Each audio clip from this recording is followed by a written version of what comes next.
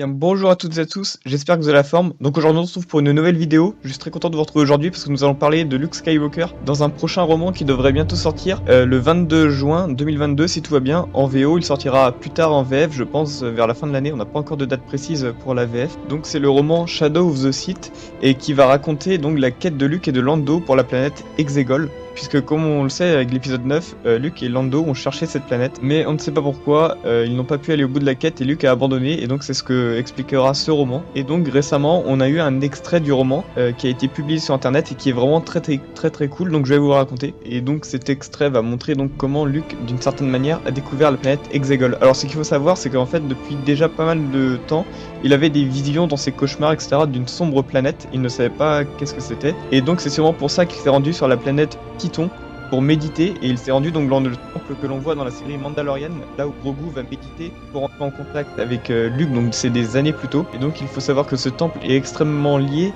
dans la Force, et donc Luke va s'y rendre probablement pour chercher des réponses à ces questions. Et donc l'extrait commence à ce moment-là, donc Luke se trouvait sur la pierre en train de méditer, quand tout d'un coup il va apparaître sur la fameuse planète qu'il voit dans ses visions, et c'est au bout d'un moment qu'il va comprendre qu'il est sur la planète Exegol qu'il a déjà vue mentionné donc dans les textes antiques qu'il avait sûrement déjà retrouvés à cette époque-là. Quand je dis les textes antiques, bien sûr, ce sont les textes sacrés des Jedi que l'on voit dans Star Wars 8. Et donc la planète avait déjà été mentionnée, et donc pour beaucoup c'était une simple légende et n'existait pas en réalité. Donc Luke ne savait pas si c'était vrai ou pas. Et là, il est quasiment sûr d'être sur la planète. Il ne comprend pas d'ailleurs comment il a pu apparaître sur la planète, etc. Mais il comprend que c'est grâce au temple de Titon qui lui donne un tel pouvoir. D'ailleurs, on peut noter un détail intéressant, c'est que Luke, quand il va marcher sur la planète, il va voir ses traces de pas. Donc c'est-à-dire qu'il a un vrai contact physique. Donc ça veut dire qu'en fait, il est réellement sur la planète d'une certaine manière. Et au bout d'un moment, il va commencer à voir apparaître autour de lui des silhouettes qui sont en fait des démons du côté obscur. Alors c'est très étrange parce que du coup, elles vont sortir leur sabre laser et Luke va commencer à les combattre. Le truc, c'est que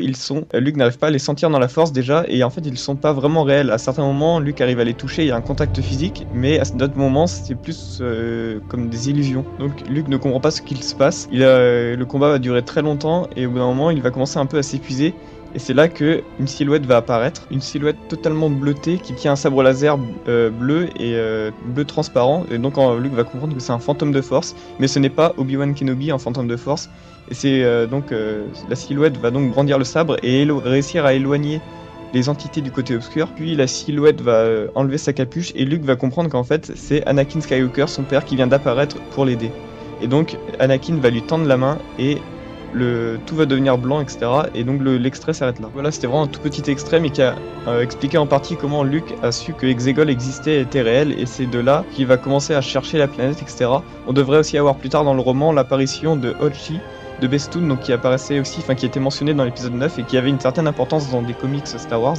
Il y aura aussi un nouveau personnage qui, on le peut voir sur la couverture, tient un sabre et est masqué, donc personnage très mystérieux, on verra qui c'est. Il faudra attendre la sortie du roman, donc en juin, pour avoir plus de réponses. Bien sûr, je vous en parlerai quand le roman sortira. D'ailleurs, l'apparition d'Anakin, c'est très cool d'un côté, et aussi d'un autre côté, c'est assez logique, parce qu'en fait, Anakin, c'est un des seuls qui peut donner vraiment des informations très concrètes par rapport à cette planète. Parce qu'en fait, c'est un des seuls qui était au courant de l'existence de Exegol, et c'est le seul Jedi, finalement, qui était au courant, puisque c'est Vador, à l'époque, qui avait exploré et découvert la planète. Alors, il n'avait pas découvert les clones de l'empereur pour sa résurrection, ni la création de Snoke, etc.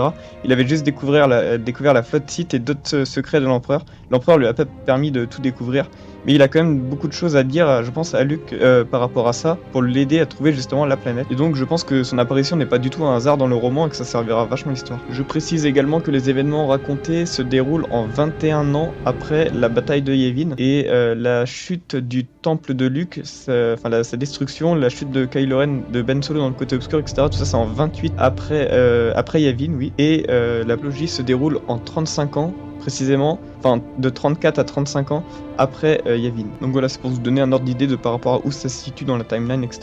Donc j'espère que cette vidéo vous aura plu. C'était très court, voilà, c'était un petit passage qu'on a eu mais qui était vraiment très cool, avec l'apparition d'Anakin, les espèces d'entités du côté obscur qui étaient probablement contrôlées d'ailleurs par Sidious, je pense. On ne sait pas encore, on verra plus tard. Et aussi le pouvoir que du coup Luke utilise pour apparaître sur la planète. Il l'utilise sans s'en rendre compte, mais c'est le même pouvoir qu'il utilise dans l'épisode 8 pour apparaître sur Krayt, Alors là, le truc, c'est que la source d'énergie qu'il va utiliser pour apparaître sur Exegol, c'est avec le temple type de Titan, alors que dans l'épisode 8, il utilisait sa propre énergie en fait, mais je pense que c'est bel et bien le même pouvoir, donc voilà, la référence était vraiment très cool. J'espère que cette vidéo vous aura plu, je vous dis à bientôt pour une prochaine vidéo, portez-vous bien.